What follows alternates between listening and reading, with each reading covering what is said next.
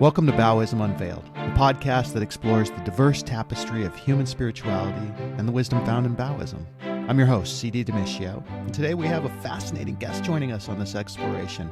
But before we dive into that, let's start with the basics for those who are tuning in for the first time. Baoism is a philosophical framework for creating a personal spirituality, finding commonality with others, and sharing your wisdom, beliefs, teachings, and learnings with others. A Baoji is a teacher who helps you to achieve some spiritual understanding. Now, in Baoism, we also talk about rocks, positive actions that can help you progress on your spiritual path, and talks, the negative actions that might hold you back from becoming the you that you were meant to be. Now, we're about to embark on an enlightening journey and engage in a profound conversation with Lynn Walker. She's a trailblazer, an activist, and one of my original Baoji. Lynn is my aunt. She's my godmother, and she is so much more, and I feel like we're truly blessed to have her here, and I'm truly blessed to have her as my aunt and my godmother, and to have been able to share in the unique perspective that she brings on spirituality, activism, and the boundless possibilities within the universe. Lynn, how are you? I'm just wonderful. Thank you so much for inviting me on to your wonderful new show, Chris. I'm so excited. Really. You are so welcome. And you know what? You get to call me Chris because you've known me as Chris since the moment I came out of the hatch. So can you share a bit about your background, how you first encountered spirituality? Well, dear, it started long ago. When I was very young, I was sincerely seeking God from a very young age. And I remember my minister, I went to him at 11 years old and said to him, "What does this mean from the Bible? When thine eye be single, thy whole body shall be full of light," from Matthew 6:22. And he looked at me very strangely and he said, "I don't know." So I have been on a journey my whole life to finding out the answer to that question. And I have to say that I found it out. And I'm so happy about that. Anyway, I was a child. I went to every church in town. I lived in Monongahela, Pennsylvania, Western Pennsylvania, the city of churches. And I went to every church with all my friends. I went to the Episcopal Church, the Catholic Church, the synagogue on Saturday. I went to the Black Baptist Church. I was allowed to explore. My mother was fantastic. She got a lot of flack for it, but I was allowed to explore and check it out. And guess what? I saw God in everyone, everywhere. It was a really beautiful experience as a child.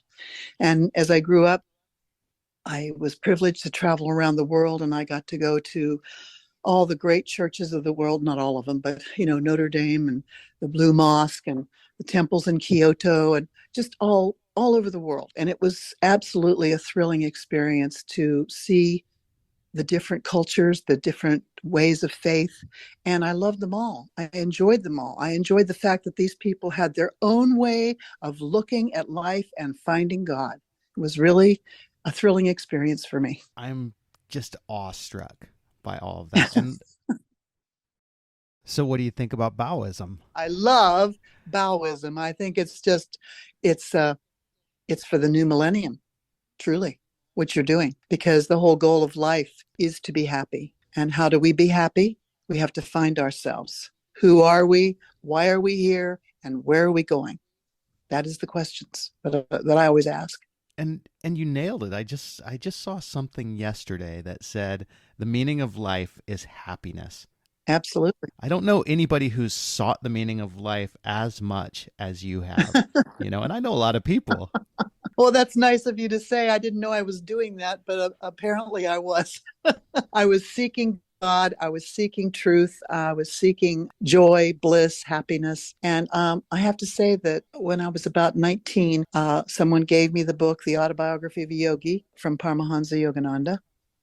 And that absolutely put me on a path that I have been on to this day.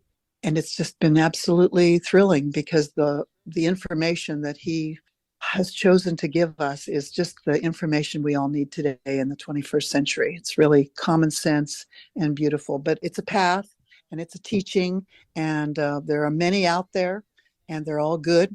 But this one for me has proven to, he said, When thine eye be single, thy whole body shall be full of light, what Jesus said. Yogananda said, prove it for yourself. And here's how. So Wow. that's what I did. And I have to say that everything that he said would happen has happened. And it's all ancient wisdom. I mean, what Yogananda taught is Kriya Yoga, which is over 5,000 years old. The path of everybody has to learn how to pray or how to meditate to find that deep devotion and that deep well within. And there are many ways to do that. There's not just one way, because if something is the truth, then all religions know it. Those devoted souls in every religion, they know the truth. They might find it a different way. They might call it something differently, but it's all the same, because truth is truth, period. End of story. Wow. When people ask you, I mean, they must at some point have asked you, what is your religion or what's your faith? What's your answer to them? Well, that's a very good question, because Yogananda's teachings are not a religion, because he was Hindu, and the Hindus, loved all faiths. They always did. And when you pray in self-realization fellowship temples, the prayer is, saints and sages of all religions, we bow to you all. And when I heard that, I said, I'm in. This is for Wow. me, because I love all saints. And I love all people who are trying to find the truth. And I really love to read about them and know about them, just like you do. You've been a seeker for so long, Chris. It's unbelievable. And you and I have had so much fun sharing great books together over the years. And I am just delighted that you're doing this now and reaching out to people in a way that the genius within you is making it happen. I mean, you've always been a genius, but you have found now an avenue to travel that just really is amazing. And I'm so happy. I'm blushing for sure. You gave me the autobiography of a yogi when I was pretty young, and I read it, and I think well, I like to say that you're one of my original Baoji, and definitely you set me on this path of seeking. I think I was already seeking, but I didn't quite know that I was seeking, and you sort of let me know that that's okay. That's a path that people can take. So thank you so much for that. You were born seeking. you know, you've been on the path a long time, my dear. And people in this day and age, they don't necessarily, some of them want to talk about God, or they've moved away from their faith and whatnot. You talk to somebody like Gandhi, and hundreds of people would come to him and say, should we become Hindu? And he'd say, what is your faith? And they say that I'm Jewish or I'm Catholic, whatever. He says, no, be better at your own faith. Go Wow. deeper into your own faith and find God. That's what we're doing. We're all going deeper. That's what we have to do. We have to go deeper. And however you do that, that's the way to go for you. With Yogananda's teachings, he teaches this Kriya Yoga, which helps you to learn breathing techniques to help you center yourself, calm yourself down, so that you can distill all the mindless monkey noise in your brain and calm down enough to work on your kundalini, to raise the energy up your chakras and open your third eye and find heaven. And that's what it's all about. And it's really fantastic. For instance, he wrote the book, The Second Coming of Christ. He did the New Testament translations, and they're absolutely probably the most brilliant thing I've ever read, next to his translation of the Bhagavad Gita, which is the most scientific, unbelievable book I've ever read. But he translated also the Rubaiyat of Omar Khayyam. And he just was such a genius. And he was a saint in my mind. I think that I've been really blessed to have found a way that really worked for me. When you read something, you pick up any great book by Lao Tzu or Confucius or the Pope, whoever, and if the words speak to you, then you're home. Sometimes, you can look at something that the words don't speak to you. Do you know what I'm saying? Yeah. For me, I can open so many books of faith, and I can weave through it and find the pathway to God, where they're going, where they're headed. And it's really a beautiful butterfly effect for me, because I see the truth in all walks of life, which is, it just makes me happy. It makes me peaceful. I'm not fighting against anybody or anything for any reason. I have a song that goes through my head frequently, and it's your voice singing it.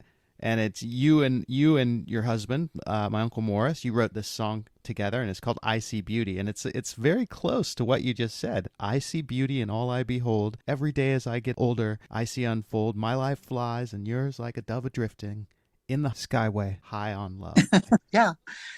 Oh, yes. It's harder not singing it.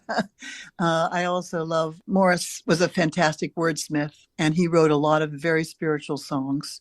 One of the last songs he wrote was To Take Time, and the ending was love every moment you're living and live every moment you're given and take time to take time. Take time to share with friends, take time to listen to other people and hear what they're saying. I think that is a fantastic lesson in life for all people, if we could just listen more. And, with what's going on in the world right now, it's just horrific, and people are not listening to one another. And that's what really needs to happen. It really does. We need to find peace. And that's the first thing that happens for me in meditation is when you first start meditating, all of a sudden peace is the first thing that comes over you, a deep peace. And that calms you down and centers you and enables you to go through your day without getting agitated over the little things in life that bug people no end and ruin their lives. They get agitated and irritated about nothing. Of course, there are big things to worry about, that's for sure. And I'm involved in, the peace movement here in our community. Yogananda, when he came to America in 1920, he was invited to speak at the Parliament of All Religions in Boston. And this summer, I went to Chicago for the Parliament of World Religions, and there were 7,500 people there from all over the world, 45 countries, 250 faiths. There were Native Americans, there were Catholics from Germany, there were, Sikhs, there were Buddhists, there were Tibetan Buddhists, there were all kinds of faith there. And for one whole week, we got along so well. It was so beautiful, so uplifting. It's something I've wanted to do for many years, and I finally got to do it. And it was just one of the most joyful things I've ever done, is seeing all of us getting along, rejoicing together, celebrating together, loving one another in a peaceful way. It was just, it was very stimulating. It sounds amazing. I mean, that's one of the things that with Baoism, I feel like there's so many people in my generation and the generations that are after mine that don't resonate with a religion, but I want them to be able to find commonality and to find these kernels of truth. And so when you talk about something like that, like so many spiritual seekers and people who have spent their lives dedicated to finding a way, coming together and sharing that with each other, that's a beautiful thing, Lynn. It was I'm just so happy that happened and you got to go. Me too. And it's going to live with me for a very long time. It happens every 3 years in different parts of the world. And it's called Parliament of World Religions. People can look it up online and check it out if they're interested. And it's really, there was like 30 events a day. There was a film festival. There were so many amazing people there. There was a guy there that had all of these broken up metal objects on the table, and he had a flame, I don't know what you call that, a soldering flame, and he was soldering. And I went over to his table and I said, "What are you doing?" And he said, "I've taken these guns and I've broken them up and I'm soldering them into gardening tools." Wow. I went, "Oh my God." And so he spoke in front of the whole group and he said, "This gun is born again." Love that. Oh my gosh. Yeah, that was. Do you know, that ties really well into a quote that you sent me this morning. In Baoism and just in my personal philosophy in life, I feel like creativity has such a huge place. I've always felt that creativity is the bridge between the profane and the spiritual, essentially. And when I say profane, I mean the world that we're in every day and the spiritual world. Like creativity sort of bridges that gap. And this morning, just sort of out of the blue, you sent me this amazing quote from Paramahansa Yogananda, and I'm just going to read it because it so taps into that and like what the man did with the gun. Yeah. Great things happen first in the mind. Right. I keep mine working all the time and put his creative thoughts into action the moment I see an opportunity. The results will come later. Every day you should try to do something creative. Upgrade your destiny. Take your health and your moral life or your spiritual life one thing at a time and change it as you wish. Improve your destiny. That's such a beautiful quote, Lynn. I've never seen that one before. I really love it. Oh, I'm so glad. We have centers, all over the world, meditation centers. And I did the service yesterday at our center. We have a little meditation center here, and it's really lovely with some just divine souls. The subject of the reading yesterday was three kinds of heaven. I mean, I wish I could read the whole thing to you because it just was a mind blower. Three kinds of heaven, and how we can have heaven here, and that's where we're going, and all of that. And it's just, people say, well, I don't believe in heaven, I don't believe in God. Well, that's fine, but you'll find out later. I mean, whether there is or not, we all will. But from all Right. the accounts and all the people that have passed away and come back, they all say the same thing. And basically, what Yogananda says is that when we do pass away, the energy leaves the base of our spine, our soul, and travels up the spine and out through the top of our head. So it goes through the tunnel, and that's the tunnel, and then we see the light. That's what they all say, that they traveled through the tunnel, and then they saw the light, and then they were home. So because life never ends. I mean, we're never, ever, ever going to end. And that's kind of hard to wrap your mind around, that energy never Right. dies. Well, that's kind of something to think about. But there are some things in this world that we're not supposed to, think about too deeply. But, between this world and the next world, that's the only two I'm working on right now. But I believe in reincarnation, and I believe we've been here many times. And I think that's all, semantics. It's all a matter of interpretation. We've lived many lives. And why not? I mean, do you think that God, in my opinion, would let us either burn in hell or live in heaven playing harps for eternity? Doesn't that sound boring? I mean, isn't it more interesting that we would have new lives, new adventures, new things? I mean, that to me is heaven. It's coming back and trying to perfect ourselves and get better at this thing called life. I mean, look how blessed we are. Look at our lives. I mean, we are so blessed. Sure, there's problems, there's challenges, there's suffering, there's a lot of heavy things that are going on, but there's the other side of the coin too. It's absolutely the most incredible experience that we could ever imagine, ever. And how can we say that someone didn't create this? We didn't. We can't create a seed. We can't create anything. We can't create a flower. Somebody did that. Some great entity created this magic that we're existing in my opinion. So In my opinion too, we're agreed on that. Okay, so I want to get to these questions. I ask these sure. questions of everyone, Okay. and I just want to keep talking with you, but I'm going to ask you these questions and just sort of to guide the conversation. Thank you. We talked about Yogananda as one of your Baoji. Who are some of your other personal Baoji whose teachings have particularly resonated with you or significantly impacted your life? Where do I begin? Well, of course, Jesus. I really, his teachings are, rather impeccable if people would only interpret them correctly. And I loved Lao Tzu. He was one of my favorites. And I always loved Omar Khayyam. And then when Yogananda translated the Rubaiyat of Omar Khayyam, that really blew my mind. And it's much better than I ever dreamed, because Fitzgerald, who translated it, misinterpreted Omar Khayyam and said that he was an alcoholic womanizer. In actuality, he was a Sufi master. Big change there. I've read a lot of books, all from so many faiths and whatnot, but those are three of my favorites. I just keep reading all of Yogananda's works. He wrote about 20 books, and they're just amazing because he quotes all the great saints and sages from all over the world. Tagore from India, I love his work. He won the Nobel Prize years ago, Rabindranath Tagore. He's a fantastic saint. I'd have to really go in and think about that more because I've read so many different books, but all of them pointed the way for me to find my way. It's all about devotion, sincerity, truth, love. It's those key elements that we need to wrap our minds around every day to keep us going. And all great sages and saints, they all said the same way. They all pointed in the right direction. So Yogananda, he'd already passed by the time that you found Autobiography of a Yogi, or it found you? Yes, he did lecture in Pittsburgh in 1948, the year I was born. And so he was alive then, but he passed in 1952.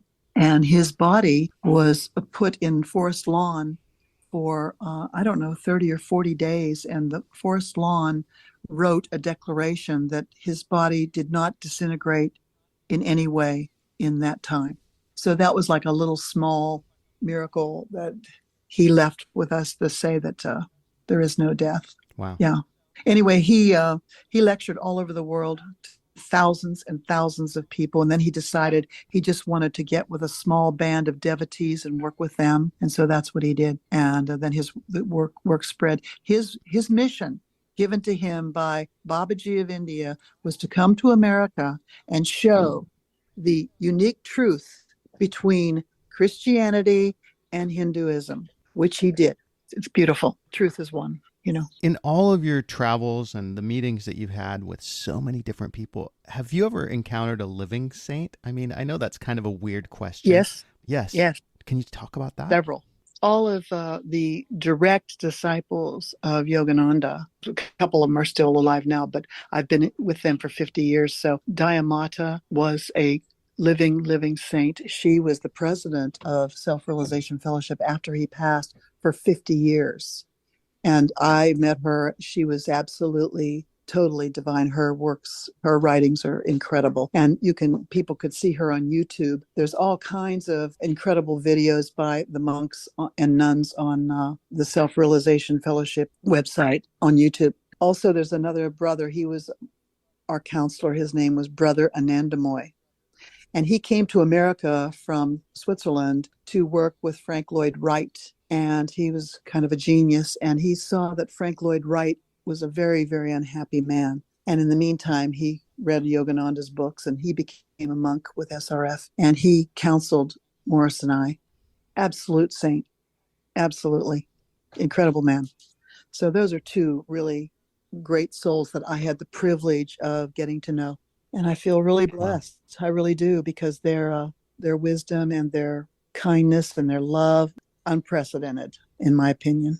So that was great for me. And I feel like, you know, I'd love to meet all the saints that are on the earth now. You know, I'm sure Mother Teresa was a saint. There's just so many of them out there that and most of them are not well known, for sure. They are not well known. They're doing their thing, hidden away from the world.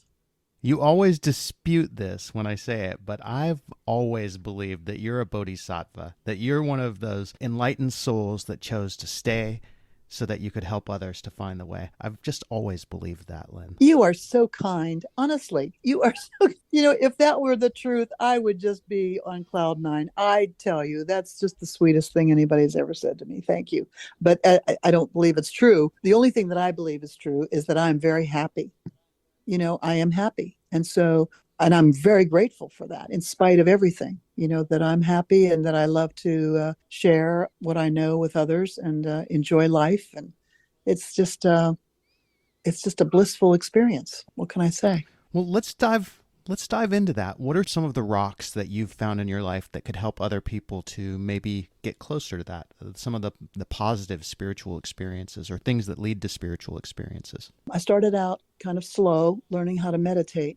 And, you know, being kind of a gregarious, obnoxious soul, it was really hard for me to settle down, sit down, and go within, because that's where the big battle is within us. I've been meditating now for a long, long time. And it's, you know, meditation takes you deeper than prayer, because you just totally learn to distill the mind and center yourself. And it's unbelievable what happens. And so I meditate sometimes, you know, our group, we meditate for 8 hours in a day. And sometimes I meditate, you know, 2 or 3 hours at night. And people say, well, gee, you know, why? Well, try it and you'll find out. It's because you feel so blissful that you don't want to do anything else. I mean, it really is uplifting. And the only way to know is to try it. But you have to learn, you have to have some techniques to do that. And self-realization has techniques that are great. You can order them. It takes a year to learn the whole series of lessons, but it's breathing techniques and whatnot. And they're fantastic. They have techniques in Buddhism. They have techniques in many other faiths. But to me, this was the greatest one that I ever discovered. And I tried a few before I found this. That bliss is indescribable. It's totally indescribable. And it makes you so happy. That's all I can say. He who knows doesn't talk. He who talks doesn't know. So they say. That's what That's a Lao little Tzu Lao said. Tzu. Lynn, any day-to-day stuff that people can do as far as rocks that might help besides meditation? Definitely a great diet, eating well and exercising, all of those things, plus serving. Learning that serving is why we're here. We're here to serve our fellow man in one way or another. Whatever you're called to do, that will make you very, very fulfilled in life because it's not all about us. Service is a very, very, very big part of what makes me happy. And it's a big part of what makes somebody totally content in life because it takes all the energy away from them and they put it on other people. To me, that's a really big deal, service. Meditation, it has to be done consistently to get any result. You can't just sit down for 5 minutes and think, okay. No, it's consistent. We meditate usually twice a day for at least half an hour in the morning and half an hour at night. And, we spend how many hours a day working on the computer, whatever we do. If we can't give an hour back to God, what are we worth? Thanking, being appreciative, silence, being silent and saying, thank you, God. And just asking for sincere help in moving forward, evolving. Wow. Yogananda always says that prayer is begging to God and meditation is letting God talk to you. Wow. I love that. Yeah, me too. Okay, so let's talk about the talks. What are some talks that people can avoid to keep themselves maybe on the path or to make their lives a little bit better and happier? It's really hard, but trying to stop being selfish, sharing what you have in life, sharing it with everyone, whatever that is. To me, that's, there's so many people that are lost, afraid, in hospitals, in prisons, wherever you can reach out and help other people, wherever you're called, go there. You will never regret it. And, listening to the birds, taking care of little babies. I mean, putting yourself in positions where, it makes you smile, going into nature, spending time in silence. You don't have to be meditating, but going into nature and being silent, at least if you can, once a week, definitely once a month. If you live in the city, get out of the city and get into the country and breathe the deep air, hold on to a tree. I mean, get back to nature because nature is a real entity and we really need nature. We really do. And as we know, we are in an environmental situation right now. We really need to go back to nature and appreciate what she has given us. I love that. The symphony of the birds always speaks to me too. I find that to be such an important place to go from time to time, just listening to birds. Absolutely. The last question I have for you today is, what do you think a universal religion or faith might look like? You're a unique person to ask that question to, so I wanted to make sure to leave some time for that. Oh, gee, that's such a great, great question. The universality of all religions. I mean, I would never say that we want one religion because I don't. I like everybody having their own religion, but everybody needs to find the pathway to find God. And in many religions, it seems so superficial, so surface level. And everybody, in my opinion, needs to, number one, find out what devotion is and go there. Be devoted to yourself, to your God, to your family. Devotion is very important. Meditation to me is key for a universal growth. And I'm not saying everybody should do what I do, but everybody definitely, I think we all need to learn how to go within, be quiet, and find God. It's got to become more than just a superficial Sunday morning thing. It's got to be a much, much deeper experience every day. Every day we have to feel the love of God and go there through prayer, meditation, yoga, whatever calls you. And I really believe that that is critical for our survival on planet Earth. People say, well, we've got to have peace, whatever. You can only have peace if you have peace within. How do you find peace within? Go within. Go within and find that peace and forgive yourself for anything that you might have done in your life. Get over that. Yesterday doesn't matter. The only thing that matters is right now, and going within, finding your peace, and giving that to others. Lynn, you are such an important Baoji, not just to me, but I think to many others too. And as we conclude this episode of Baoism Unveiled, I want to extend heartfelt gratitude to my aunt, my godmother, which is such an appropriate term, for coming here, gracing us with your wisdom, your activism, your universal perspectives. I mean, your journey through the cosmic dance has just left us with this. There's so many profound insights in this interview. Thank you so much. Oh, thank you, dear, for inviting me on. It has been a joy, and I just love you. And I love all of the people that are now Baoists, and I want to meet all of them. You've been meeting them your whole life, because I think we're all Baoists when it comes down to it. You're great at this. This is your cup of tea. I'm really, really proud of you. Well, on that very happy, positive note, this concludes another episode of Baoism Unveiled. If you enjoyed today's conversation, be sure to subscribe, rate, and leave a review. And remember, whether you're a Baoist or simply curious about the diverse world of spirituality, the journey continues. Until next time, embrace wisdom, find your rocks, get rid of that tox, live in harmony, and be happy. God bless you.